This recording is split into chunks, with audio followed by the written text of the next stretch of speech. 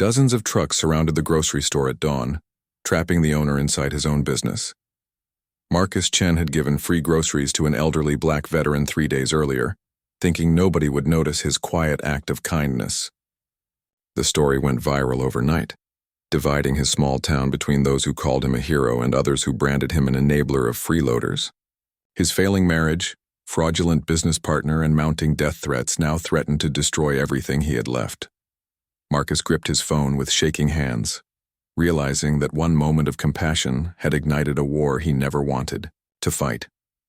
The trucks arrived with the dawn, dozens of them, pickups and sedans and rusted RVs forming a loose circle around Marcus Chen's grocery store like wagons in an old western. Their engines idled in the gray morning light. Exhaust rose like smoke signals against the empty sky. Marcus pressed his face to the cracked window of his own front door, the glass spider-webbed from where someone had thrown a rock 3 hours earlier. His left eye throbbed purple and swollen. Blood had dried on his split lip. The baseball bat felt heavy in his grip. His phone buzzed against his ear. The emergency operator's voice sounded distant and tinny. "Sir, are you injured? Do you need medical assistance?" Marcus watched a bearded man in camouflage climb out of a Ford pickup, then another, then 5 more from different vehicles. They weren't shouting, they weren't carrying weapons.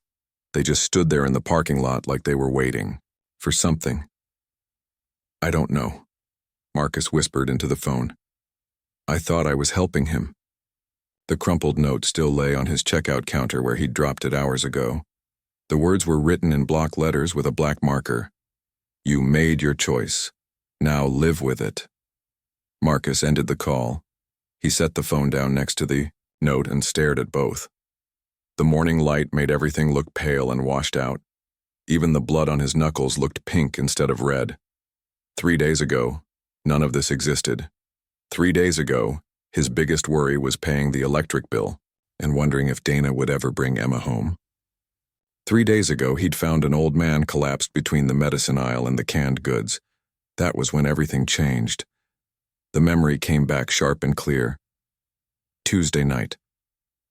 Marcus had been counting the register when he heard the crash.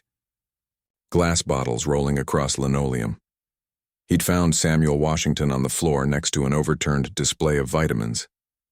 The man was conscious but shaking. His brown skin looked gray under the fluorescent lights. Samuel had tried to stand on his own. Pride kept his spine straight even when his legs wouldn't hold him. Marcus had helped him to a folding chair behind the counter. The old man's hands trembled as he reached for his wallet. "Just need my medicine," Samuel had said. His voice carried the weight of years. "And maybe some soup." Marcus had looked at the prescription bottles scattered across the floor. All empty. He'd looked at Samuel's wallet when the old man opened it. $3.47. 2 credit cards that probably didn't work anymore. Samuel had gathered cans of soup and a loaf of bread. He'd counted his money twice. Not enough for the medicine, not enough for both. "Sometimes we all need help," Marcus had said. He'd rung up everything, including the prescriptions. He'd told Samuel the total was $3.47 exactly. Samuel had known it was a lie. His eyes had said so. But he'd paid anyway and thanked Marcus with a handshake that felt like shaking hands with history itself. "Keep this between us," Marcus had said as Samuel gathered his bags. "Just neighbors helping neighbors." Samuel had nodded. But then he'd mentioned his granddaughter Jessica, how she worked at the local paper, how she was always looking for good news stories to write about. Marcus had insisted it stay private. Samuel had promised it would. Now Marcus stood in his destroyed store surrounded by trucks and wondered how badly he'd miscalculated human nature. The phone rang again. He didn't answer it. Outside, more vehicles arrived. The circle was getting tighter. His business partner, Rick, had been right about one thing. This neighborhood was changing. The old families were moving out. Young professionals were moving in. Property values were rising. The corner grocery that had served this community for 30 years was becoming obsolete. Rick wanted to sell to developers. Condos would replace the store within 6 months.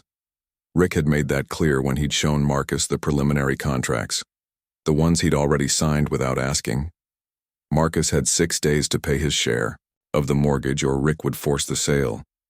6 days to come up with money he didn't have. Money that had been disappearing from their account for months while Rick made excuses about declining profits and rising costs.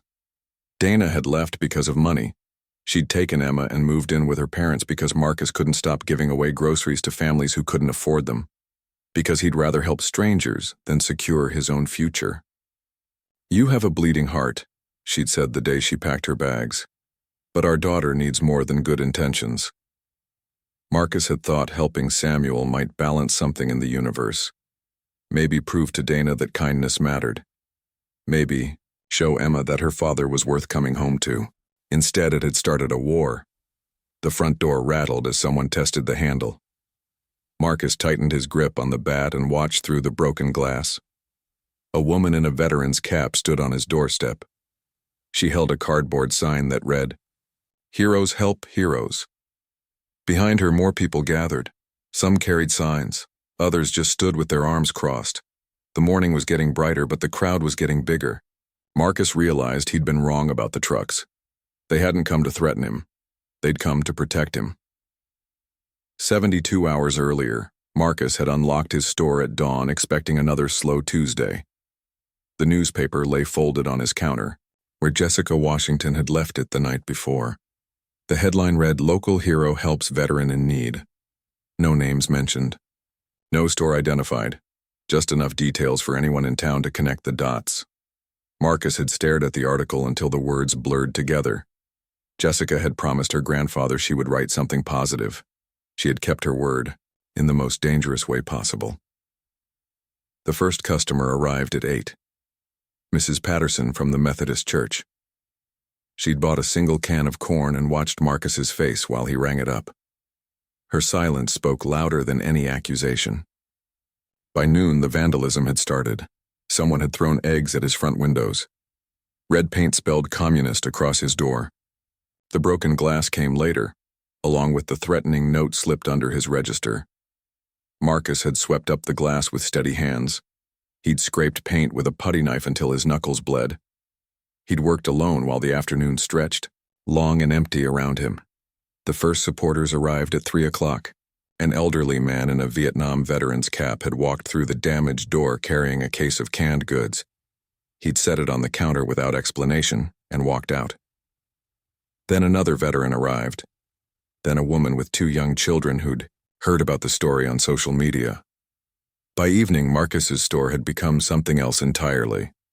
Part shrine, part battlefield, part symbol of everything wrong or right with their small town. People chose sides based on the article they'd read and the assumptions they'd made about a man they'd never met helping another man they'd never heard of. Rick had arrived at closing time with a manila folder thick with legal documents. His expensive suit looked out of place among the donated canned goods and handwritten signs taped to the walls. He'd set the folder on the counter like he was delivering a death sentence. "Preliminary contracts," Rick had said. His voice carried no emotion. "Signed this morning." Marcus had opened the folder with fingers that barely trembled. Purchase agreements. Development plans. Architectural renderings of condominiums that would replace his store and the 3 buildings beside it. Rick's signature appeared on every page. "You can't do this without me." "I can, if you default on the mortgage, which you will." Rick had removed another document from his jacket. Bank statements showing their business account nearly empty. Months of declining profits. Unexplained withdrawals that coincided perfectly with Rick's new car and his wife's jewelry, and their recent vacation to Hawaii. 6 days, Rick had said. "Pay your half, or I force the sale." Marcus had studied the numbers until they made a pattern. Money disappearing in small amounts over time. Always just enough to stay hidden. Always just enough to make the store look like a failing business instead of a profitable one being systematically drained. "Dana knows," Rick had said as he gathered his papers. "She's been helping me move the money." "Family comes first, Marcus. You should have learned that by now." The words had hit harder than the rock through his window. His wife hadn't just left him for being financially irresponsible. She'd been stealing from him while he'd been giving away groceries to families who couldn't afford them. Marcus had closed the store and walked home through streets that felt different now. Neighbors who'd waved at him for years looked away. Others nodded with approval or disapproval based on sides they'd chosen in a conflict he'd never wanted to start. His empty house felt like a museum of his failed marriage. Emma's toys still scattered across the living room floor. Dana's coffee cup still sitting in the sink. The silence was complete and final. He'd tried calling Dana. The phone had rung 6 times before going to voicemail.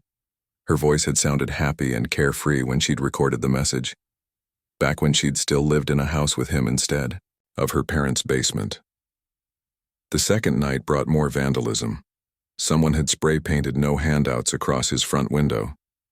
They'd broken his security light and scattered trash across his parking lot. The damage was precise and personal. Not random teenage mischief, but deliberate adult malice. Marcus had cleaned up alone in the dark. He'd swept broken glass and scrubbed paint while news vans arrived from the county seat.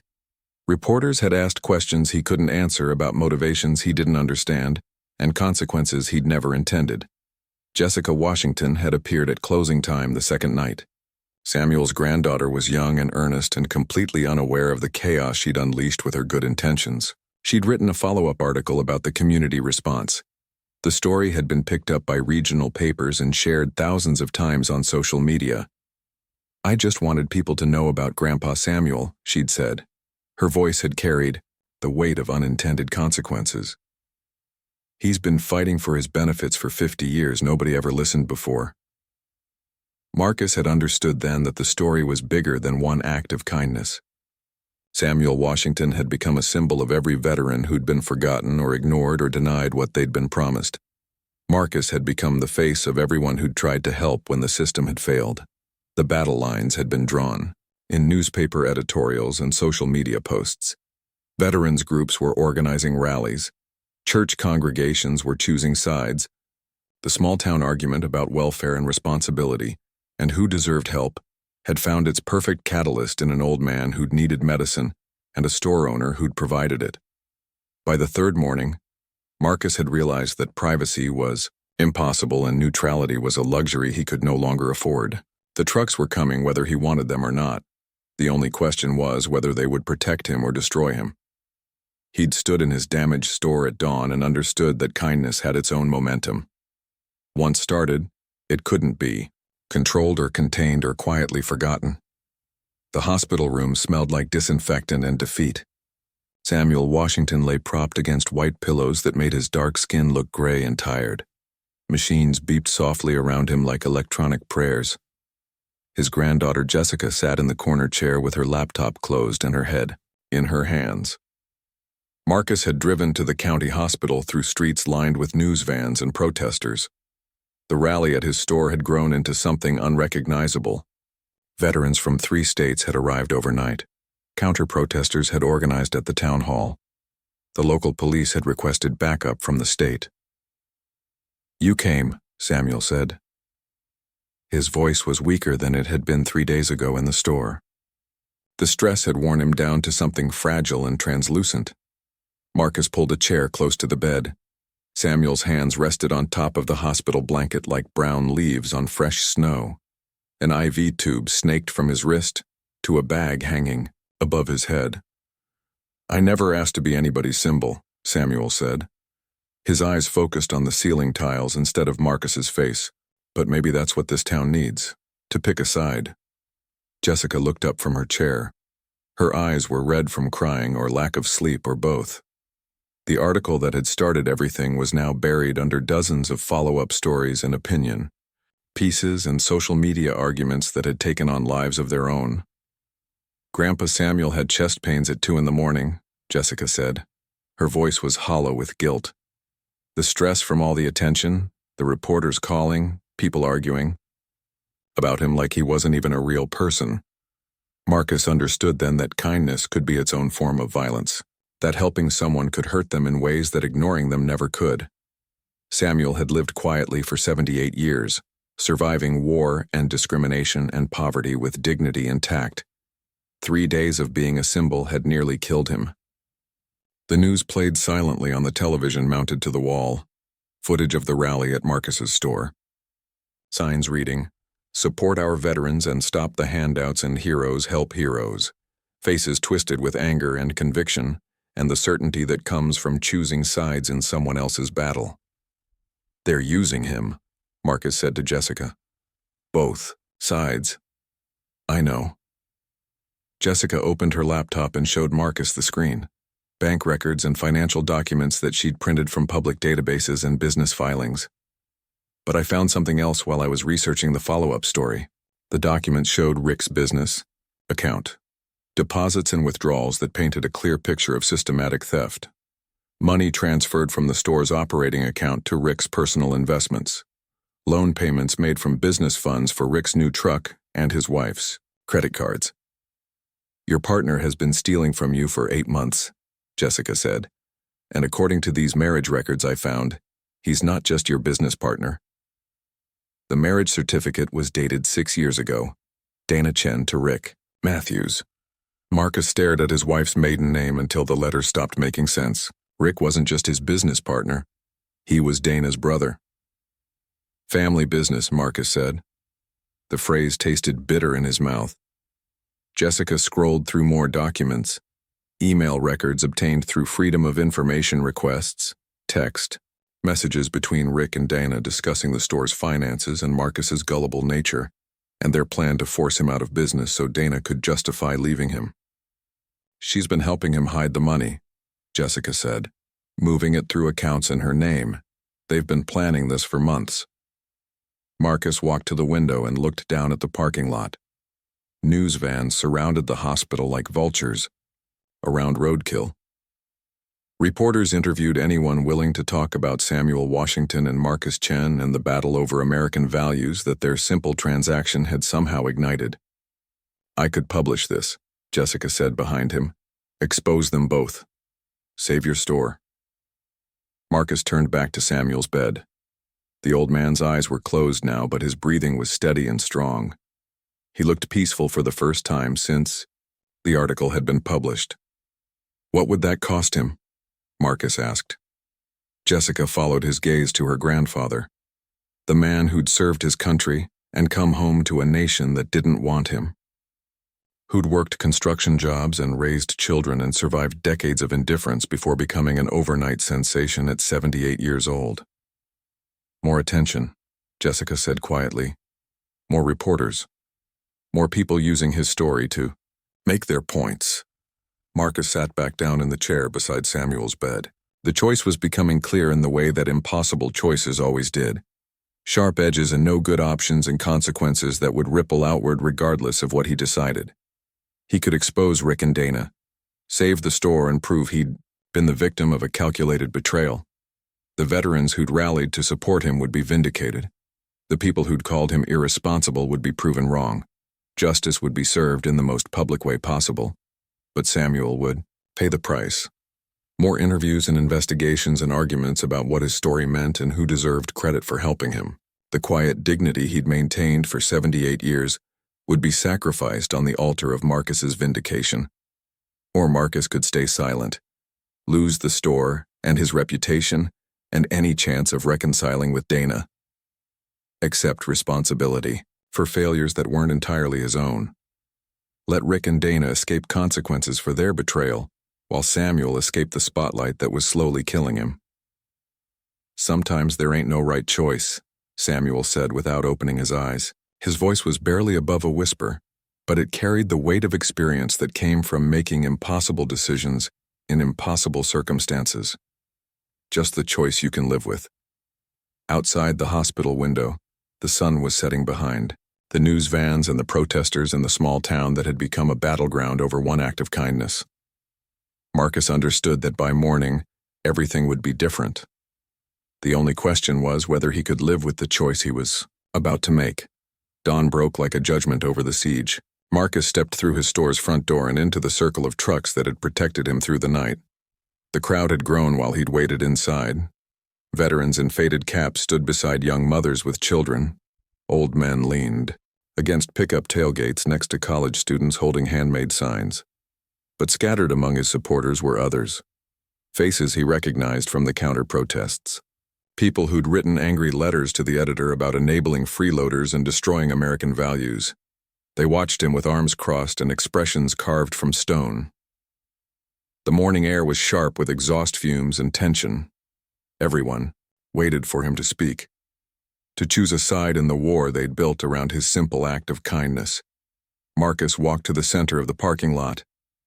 The crowd pressed closer like a congregation gathering for a sermon. News cameras swiveled to follow his movement.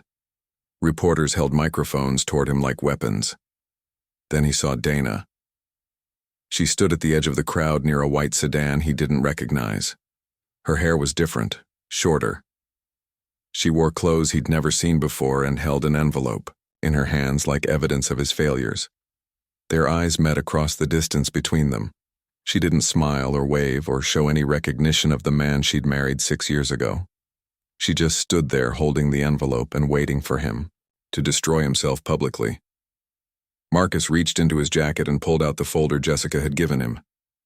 Bank records and financial documents that proved Rick's betrayal and Dana's complicity. Evidence that could save his store and expose the people who'd systematically destroyed his life. The crowd grew quiet. Even the news cameras seemed to hold their breath. "I'm selling my share of the store," Marcus said. His voice carried across the parking lot without amplification. To the veterans group that organized this support. Murmurs rippled through the crowd. This wasn't the speech anyone had expected. Not vindication or surrender, but something else entirely.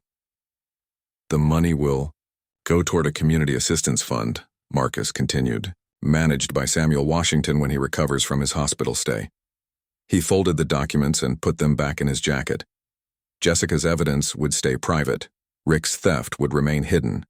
Dana's betrayal would never be exposed. The crowd began to stir. Some people nodded with approval. Others shook their heads in confusion. The news reporters looked disappointed that he hadn't provided the dramatic confrontation they'd come to film. Marcus started walking toward his car. The crowd parted around him like water around a stone. He'd said what needed saying. The rest was commentary. Dana intercepted him at the edge of the parking lot. She stepped directly into his path and held out the envelope. Up close, she looked tired and older than her 34 years. The stress of the past 3 days had carved lines around her eyes that hadn't been there when she'd moved out. "Divorce? Papers," she said. Her voice was flat and businesslike. "Sign them." Marcus took the envelope but didn't open it. The paper felt heavier than it should have. Final in a way that bank documents and legal contracts never were. "Rick told me what you found," Dana said. "About the money." Marcus studied her face for traces of the woman he'd married. The one who'd laughed at his bad jokes and helped him paint the store's walls yellow because she'd said it looked like sunshine. That woman was gone, replaced by someone who could steal from her own husband while lecturing him about responsibility. "You could have exposed us," Dana continued, "saved your precious store, and hurt Samuel more than he's already been hurt." Dana's expression shifted. Something flickered behind her eyes that might have been the old Dana, or might have been regret, or might have been nothing at all. She reached into her purse and pulled out a second envelope. This one was smaller and written in a child's handwriting. Emma's name was scrawled in the corner in purple crayon. "She wrote you a letter," Dana said. Her voice was softer now. Before she knew about the divorce. Marcus opened the envelope with hands that barely trembled. Emma's letter was written on construction paper in the careful cursive of a 7-year-old. "Daddy, the kids at school say you're a hero. Mommy cries when she reads about it. She says she misses the man who used to give away food to hungry people. Can we come home?" Marcus read the letter twice. Then he looked up to ask Dana what it meant, but she was gone. The white sedan was pulling out of the parking lot, leaving him standing alone with his daughter's words and the divorce papers he hadn't signed. The crowd was dispersing around him. Trucks were starting their engines. The siege was ending not with victory or defeat, but with the quiet exhaustion that comes after storms pass. Jessica Washington approached with her phone still recording. Her grandfather would recover. The story would eventually fade from the news cycle. Life would return to whatever normal looked like after everything had changed. So what's next, Marcus? Marcus stared at his daughter's letter. 7 years old, and she still believed in heroes, still thought her father was worth coming home to, still had faith that broken things could be fixed if the right person cared enough to try. He looked at the empty store he'd just given away, the business he'd built and lost and sacrificed for principles he couldn't explain to anyone, including himself. The building would be sold to developers within the month. Condominiums would replace the corner grocery where he'd helped one old man buy medicine and groceries. Samuel Washington would recover and manage the assistance fund until someone younger could take over. Other veterans would be helped. Other families would receive groceries they couldn't afford. The kindness would continue, even if the store disappeared. Marcus folded Emma's letter carefully and put it in his pocket next to the divorce papers he might never sign. I guess we find out if doing the right thing is worth losing everything else. And that is all to the story for now. Please let me know where you are tuning in from. Perhaps we will create a story there. Consider liking this video and subscribing to our channel. And if you enjoy our content, click this video on your screen. I promise you it's worth watching. See you tomorrow.